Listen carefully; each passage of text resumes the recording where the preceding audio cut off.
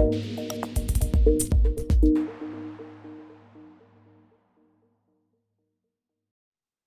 right, brothers and t-shirts and hats, here we are, everybody. Welcome to the Leaders Who Care series. Justin, welcome.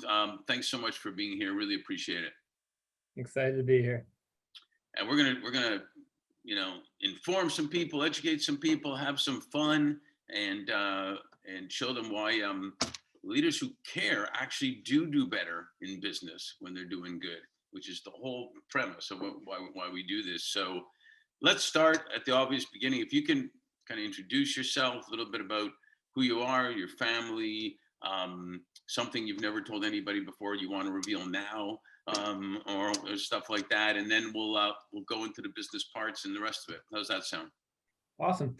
Yeah, so Justin Kamine, I'm the co-CEO of Do Good Foods, and our family background is we've been building infrastructure now for about 35, 40 years. So my dad was essentially started off as a plumber, and since that day, we've built about $4 billion of infrastructure in energy and telecom. And then about 12 years ago, when my brother and I graduated college, we came up with a thesis that the world screwed up, and how do we change it? And how do we do so at a large scale level to move society quickly and efficiently? So long as it's done economically and with the environment, we could hopefully really move society towards a more environmentally progressive and sustainable system. And so at that time, our first company was building large scale solar projects, built about $400 million of that. And then about 5 years ago is when we came across a stat that stated that 40% of the food that is grown is thrown away. And if food waste was a country, it'd be the third largest greenhouse gas emitter. So I wake up every day now and try to solve what we deem as a pretty damn big problem across the food system, which is food waste. Absolutely. What about your family? Tell us a little bit about your family, where you're from originally, that type of stuff. Yeah. So I grew up on actually a horse farm in New Jersey. So my brother and I work together, and my sister does the horses in real estate. And my parents have been married for 44 plus years. And Nice. so they've been along on the journey together, and collectively us in building these companies and kind of going through the ups and downs and twists and turns collectively as a group has been a really special and amazing time.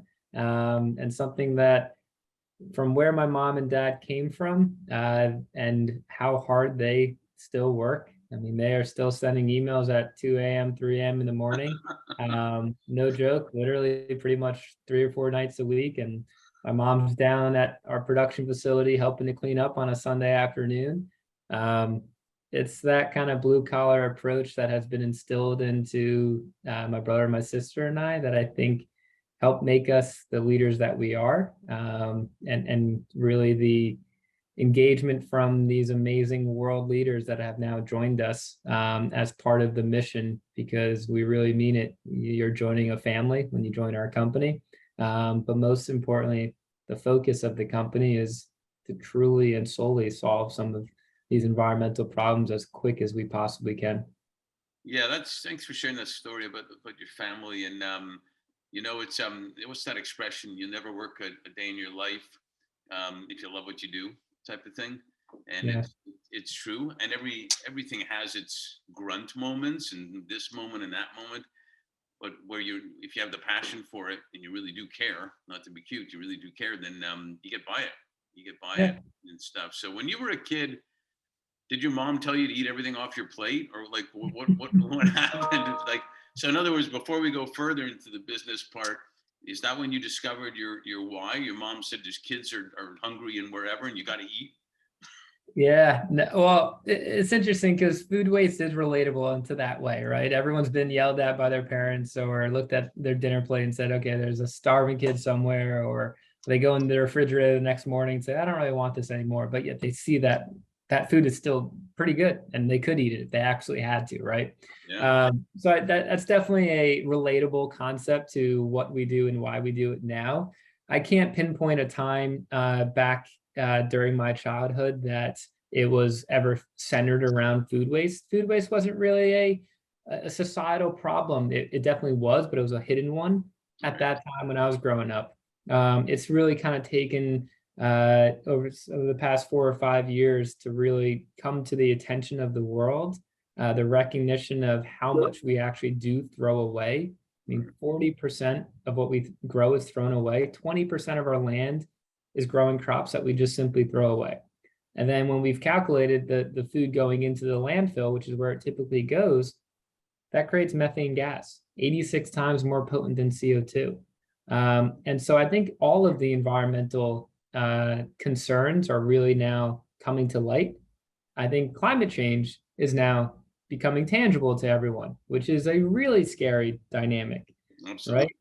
We're seeing the forest fires, we're seeing the ocean plastic, we're seeing the droughts, the Mississippi River drying up, we're seeing the food prices increase. We're understanding the magnitude of what we've been doing to the world, which is just consuming as quick as possible. And now we're starting to recognize, oh shit, maybe we got to figure out a better way and a better solution here.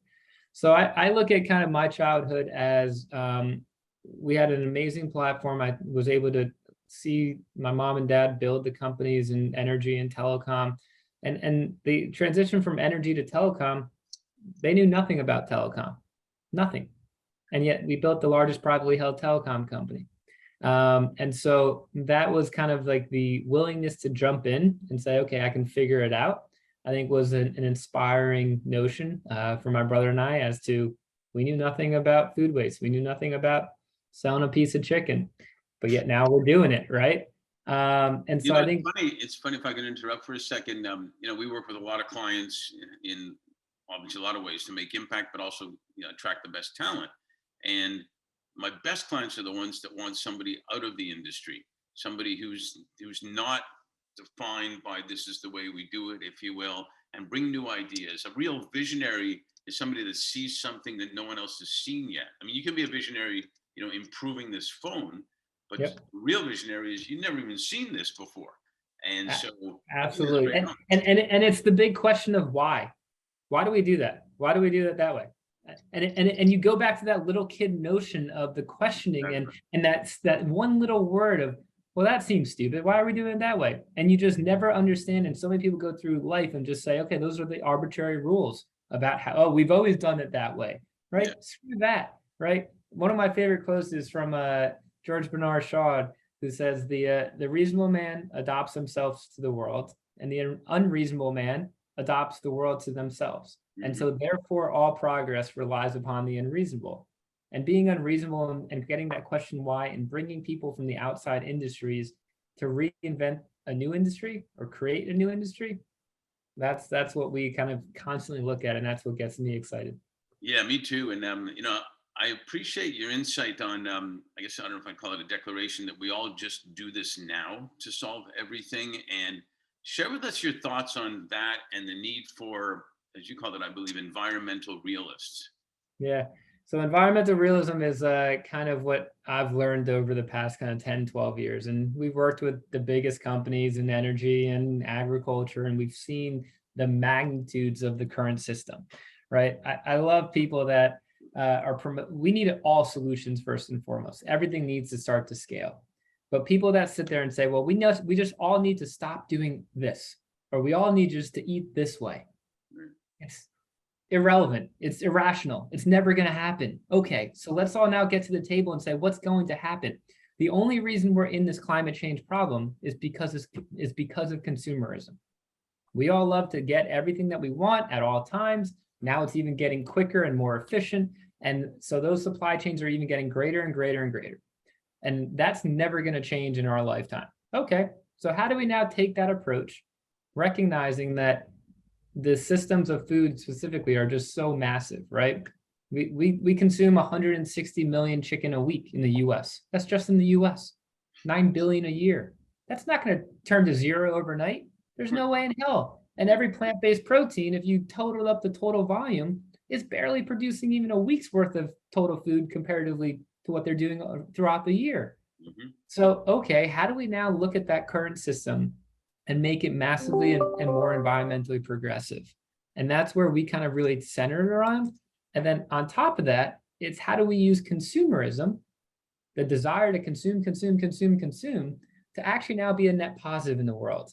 And if we can do that and link that 90% of consumers are raising their hands saying, what can I do to help? Right? But what else are they saying? Don't change my habits and don't make me pay for it. Right? Okay. So if I can price it in the same level and it tastes exactly the same and it's a real product that you know and that you love, that now actually has a net positive impact on the world, well, great. The quicker that you're consuming my product, the quicker it means I'm solving this major environmental problem. And that's this holy grail of what I'm calling environmental realism, understanding the magnitudes of the system, understanding how we plug and play into those current systems, and finally bring sustainability to scale to the masses. Yeah, I love that. And it is about being realistically, all change to electric cars tomorrow. Everybody buy it tomorrow, or we should dump that and just do all oil and gas. So, it's like you need a kid to tell the politicians that what are you talking about? Basically, it's not going to work. And I think to your point, if we take advantage, I mean, every era of young people want to do something, but the urgency of the young generation now, if you will, is real. And they I think we need to capitalize on what's like you're doing on the young generation that wants to make things happen, that want to work at places that they can still make money, but also have purpose, not have to give up one for the other type of deal.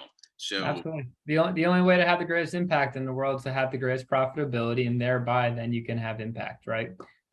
We don't have time for just kind of everyone patting themselves on the back saying, hey, I'm trying to help out, I'm trying to do good. We got to use the current capitalistic market to drive the massive change that we absolutely need. I mean, the United Nations and IPCC just came out with a report just now, right before COP27, that we need to reduce carbon emissions by 47% in the next 10 years in order not to hit over 2 degrees Celsius. We are currently, based upon all existing sustainability initiatives, only hitting approximate reduction of 1%. That's in 10 years. I'm 43 by that time. It's like, that's not that crazy. And yet, okay, so you project out what happens from age 43 to 95, if I'm as lucky enough to keep living that long, what the hell are we doing? Yep. We're massively screwed if that continues. And so the passion and the mission that I think our generation has is the recognition that in our lifetime, when I'm your age, I don't know how the world is going to look. And as much as I now know, I do not have a good feeling about what that means for society, what that means for wars. When you talk about where is the fresh water coming from, where is our food coming from, how is that all being produced? And even at the Amazon, I mean, I don't have kids yet, but we're destroying a majority of the animal population and the forestry. There will only be 10% of the Amazon rainforest left by 2030 at the current deforestation rates. 2030, that's in 8 years.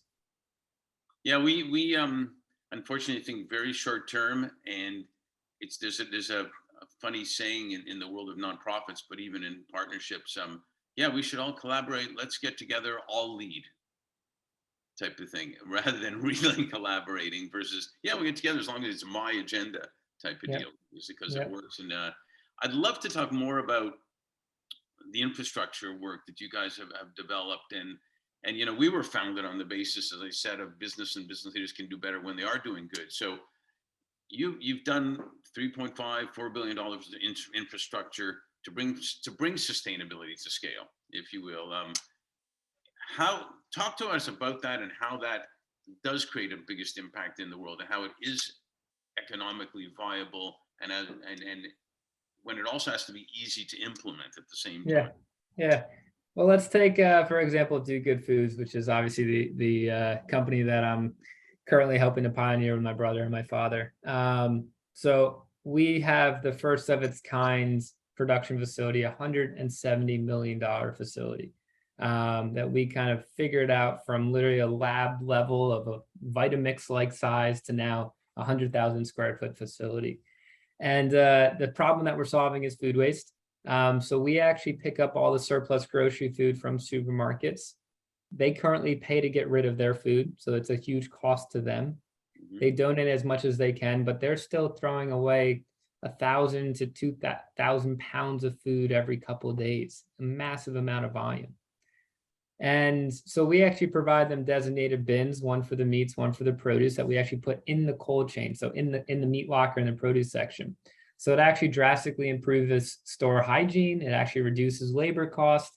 And then we pick up that product for free. So we save them a lot of money on every single supermarket location for getting rid of that food. What we do is actually preserve all that value of that food. So based upon the EPA food hierarchy, the first best usage of food is to be fed to humans, of course.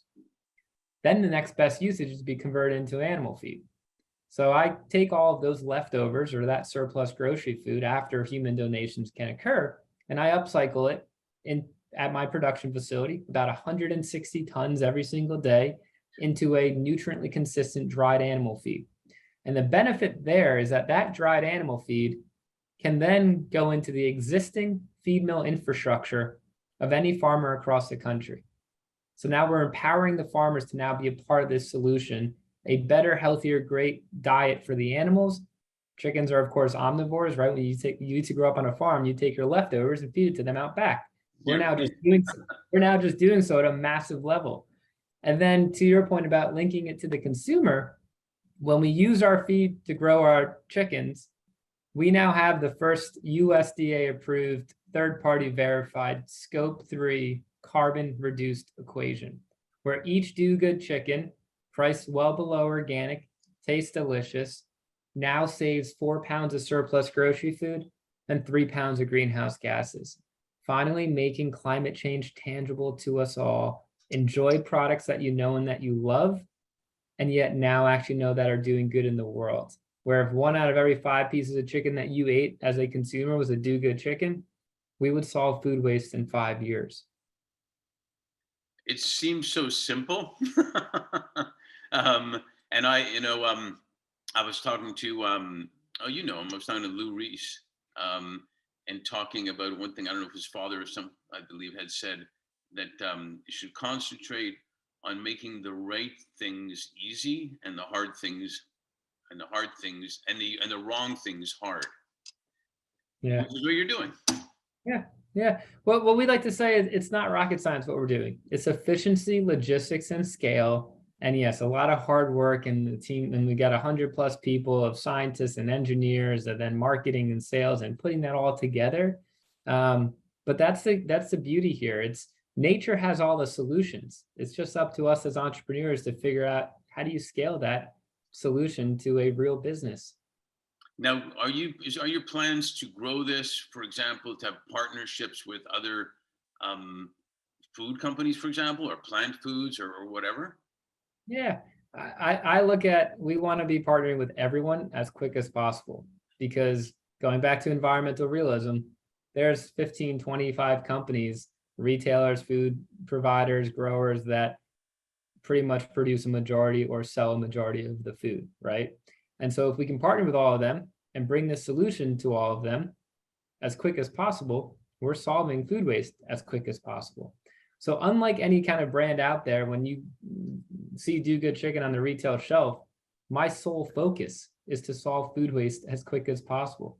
And I think that's what's been so fascinating with consumers. They love the transparency, that honesty, and the uniqueness behind why we are doing what we are doing, and all uniting in the same mission to help solve this. So big corporations, absolutely.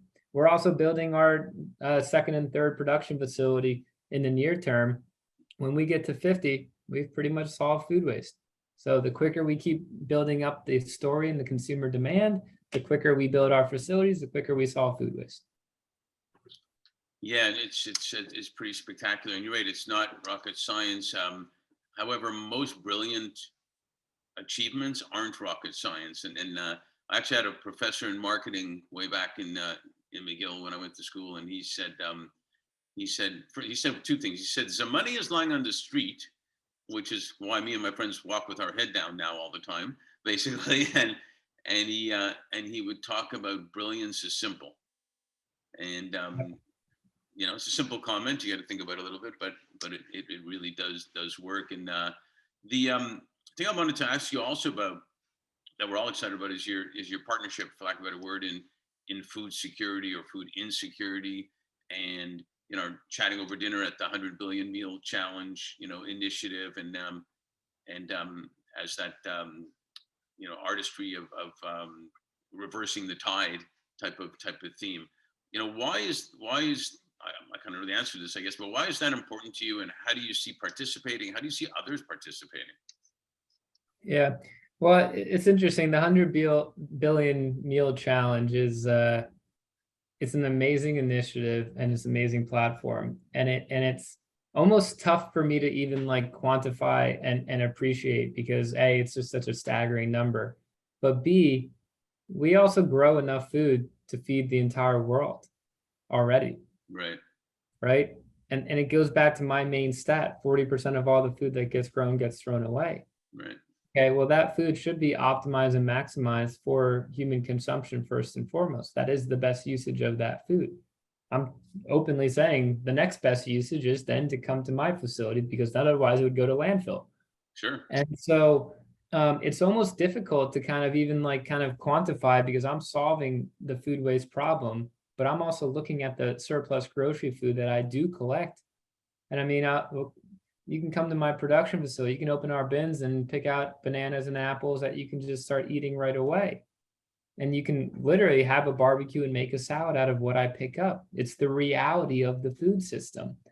And so I'm very optimistic that the more we can keep talking about that reality and driving towards the recognition that we need to do things at a massive level that's at a significant change to how it currently operates, is necessary. The fact that we have food deserts in the United States, the fact that our middle school and high school kids sometimes go hungry the entire weekend without food, the fact that we are still trying to figure out is French fries or ketchups considered a vegetable for our food lunches, right? And there's, I mean, I even to look at some of the sports drinks like Gatorade, you got 40 plus grams of sugar just in a small little thing. It's like, no wonder why all of these health problems and all of these societal problems, and then those health problems because of the food system goes to the economic inequalities of people. And it's just like, to your point, this isn't rocket science. I think if we sat down as a society and said, here's the overarching step-by-step problems that we need to solve, I can't imagine many people would shake their head and say, no, no, no, no. So to your point, how do we create these solutions? And part of what I do every day is the balancing act of all I'm doing is fighting against the incumbent arbitrarily created systems. And they were created or scaled for certain reasons. You go back and watch the Foods That Made America on the History Channel, and you'll understand why some of these foods skyrocketed at different times because of different times throughout society, of the World War II or the Depression, or okay, we needed to do something. But the fact that a lot of this has now just become status quo in the culture that we live in, you walk into any convenience store, when you go into the gas station, you see a whole lot of plastic and processed foods and high sugar composition products. It's like, that's not the way humans should be eating. And so I look at the 100 billion meals challenge as a capability to not only provide the right quality food for everyone, but also to call attention to, we need to do things differently. And that's why I love, what you're doing is it has to go way beyond how do we feed people today because they're hungry. When the earth does provide all we need. Not to sound philosophical, but it does provide all we need, and you're really impacting so many multiples of the chain, where it goes even to the farmers and it goes to people, and from that it affects the climate, which then affects people as well, et cetera, et cetera. And once you do that, when people are impacted and they're not hungry, they can be creative, and who knows what's going to happen after that when one or two of them, as they say, invent secure to this or does that or whatever. It sounds like, oh, don't exaggerate, Mark, but it really is that at the end of the day, by giving people that opportunity. I can assume that your company would be a great place to work because people do feel like they're making a difference. Yeah.